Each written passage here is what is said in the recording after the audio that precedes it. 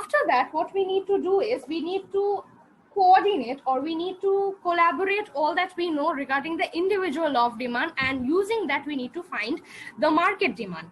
So that's what I've written here. To analyze how markets work, we need to determine the market demand, the horizontal sum. So the market demand is essentially the horizontal sum of the individual demands for a particular good or service. Now, what do I mean by horizontal sum? So let's look at a diagram. In this diagram, I essentially have two consumers. So I have a consumer 1 and I have a consumer 2. So let's say that the market essentially has only two consumers, consumer 1 and consumer 2. I have the demand curve for these two individuals, and using these two, I need to find out the market demand curve for the market which contains these two individuals. So what I have is at this particular price points, consumer 1 demands this amount. So at 3 rupees or 3 units of money, the consumer 1 demands 0 units. At price point 2, the consumer demands 1 unit. At price point 1, the consumer demands 2 units. And at price point 0, so that's like a very, very, very low price, the consumer demands 3 units. Similarly, when I'm talking about consumer 2, at a price point of 2, the consumer demands 0 units. So the consumer 2 might have a greater or lower, in fact, utility. So even at a lower price, he still demands 0 units of commodity. So probably he is a miser, so he doesn't like spending money. Well, yeah, so at $2 or maybe 2 rupees or 2 units of money, consumer 2 buys 0 or demands 0 units of the commodity. At one price point, or at price point of 1 unit or price point of $1 or rupees, the consumer demands 1 unit of that good. And again, at a very low price, which is close to 0, the consumer wants 2 rupees or demands 2 units of the commodity. So that is the demand schedule or the demand curve that we have pertaining to the two consumers. Now, what we need to do is we need to take a horizontal sum. So here what I'll be doing is I'll be explaining what I essentially mean by horizontal sum. So let's take a particular price. Let's take 3. So at $3, the consumer 1 wants 0 units of the commodity. And obviously, if the demand curve is like this, then at higher prices, the demand curve for consumer 2 is kind of like that. So at 3 price point, consumer 1 and consumer 2 both want 0 units. So since the point, or since the line is on the vertical axis, essentially means that both the consumers want 0 units of the commodity. So they desire or they demand 0 units of the commodity. So in the market, I'll essentially be adding this distance and this distance. So that's 0 units from the vertical axis. Since I plot quantity demanded in this direction, I'll essentially be referring to the distance between any point and the vertical axis when I'm talking about the quantity demanded of a good. So I'll be adding 0 plus 0, which still gives me 0. So the point pertaining to 3 price point is still on the vertical axis when I'm talking about the market demand curve. Let's move on to the next price point. So at a lower price point of 2 units, consumer 1 consumes 1 unit. So this is the distance that I'll be taking into account. But for consumer 2, it's still 0 units. So I'll be adding 1 plus 0. That's 1. So as I've told you before, 1 plus 0 is 1. And what I do is, in the market, when the price point is $2, the entire market will essentially demand 1 plus 2, which is 1 unit. So it's like saying Rita. So let's say this consumer is Rita. Rita demands 1 unit of the commodity at price point 2. Margaret demands 0 units of the commodity at price point 2. So what does Rita and Margaret demand at the same time when the price point is 2? That's 1 plus 0, which is 1. So it's like market demand is essentially the horizontal sum. So this is the horizontal distance, and what I do is I sum up these horizontal distance to get my market demand. Similarly, when I move at a lower price point, I find that the consumer 1 is interested in demanding 2 units of the commodity, whereas consumer 2 is interested in buying or demanding only 1 unit of the commodity.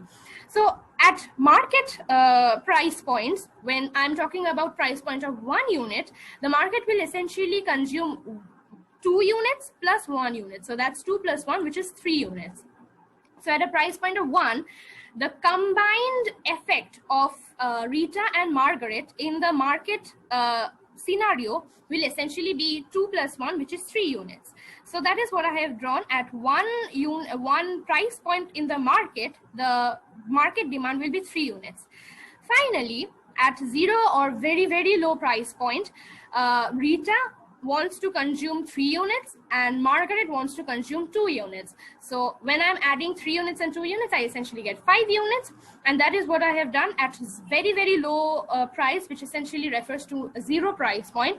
The entire market, which is composed of only Rita and Margaret, that is 2 individuals or 2 consumers, in this case, consumer 1 and consumer 2, both demand or essentially want to buy or are willing to buy 5 units. So that is what I essentially mean, the horizontal sum of all the individual demands.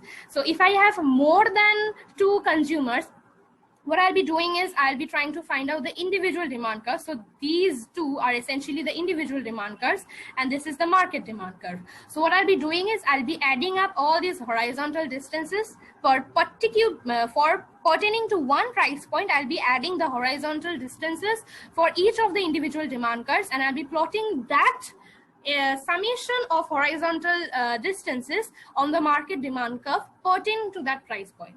So that is how the market demand curve is derived from the individual demands. The next thing is, we have talked about how demand curve looks and what it's essentially built up of. But you see, the demand curve assumes that other things remain constant. So you might be wondering what I mean by that. When I'm talking about the law of demand, when I say that when the price of a good falls and the quantity demanded rises, or vice versa, that is when the price of a good rises, the quantity demanded falls, I essentially use a term called ceteris paribus. So it's essentially called set par. So that essentially says other things remaining constant. So why do we hold other things constant? You see, when I talk about other external factors which may affect my market, there may arise situations where my entire demand curve is shifting. So there are certain situations where the demand curve need not remain stable over time. So that is what I've written here. Because the market demand curve holds other things constant, it need not be stable over time. Whenever the other things are not constant, there might be situations where the demand curve essentially shifts. So that is what I'll be talking about. So let's assume 3 situations. So there are 3 demand curves that I'll be talking about. So at a particular price point, the quantity demanded of coffee on a regular day will be given by D1. When it's winter, the quantity of coffee that I demand pertaining to every price point will be given by D2 when it's on a winter day. Similarly, for the summer day, I'll have a different demand curve, D3. So why does this happen? So let's look at this diagram. Let's say, so yeah, D1 is essentially the curve that I have for a regular day. So I'm first talking about D1. So at a price point P1, I am willing to buy Q1 amounts of coffee. So I pretty much like coffee. And what happens is at a price point P1, I say, well, fine, that's a reasonable price point, and I'm willing to buy Q1 amounts of coffee. Now, on a winter day, I feel that a coffee can make me feel better. It helps me rejuvenate and it helps me concentrate and focus in my work. And I really want more coffee on a winter day. It's chilly outside and I want a warm cup of coffee with a blanket, and I really want to enjoy my day.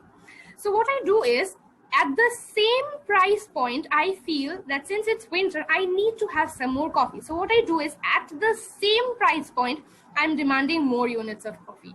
So we know that when the price of a commodity falls, we increase the consumption, and when price of a commodity rises, we decrease the consumption. But in this case, the price remains constant, but I'm increasing the quantity demanded of the commodity. What happens is, this essentially shifts my entire curve. So on a regular day, when at this price point I was willing to buy this unit of coffee, on a winter day at the same price point, I'll be willing to buy more units of coffee. So for every price point, I have different or increasing amounts of coffee demanded. Similarly, on a summer day, I feel like it's too hot outside and I don't want to have coffee because it's very, very uncomfortable outside, and I just want to have some, I don't know, cold juice or something of that sort. And what I do is, at the same price level, I start reducing my consumption. So at the same price, when I'm talking about this curve, the quantity demanded of coffee falls. The quantity demanded of the coffee falls. So when I'm talking about a winter day in comparison to a regular day, all the quantity demanded of coffee increases.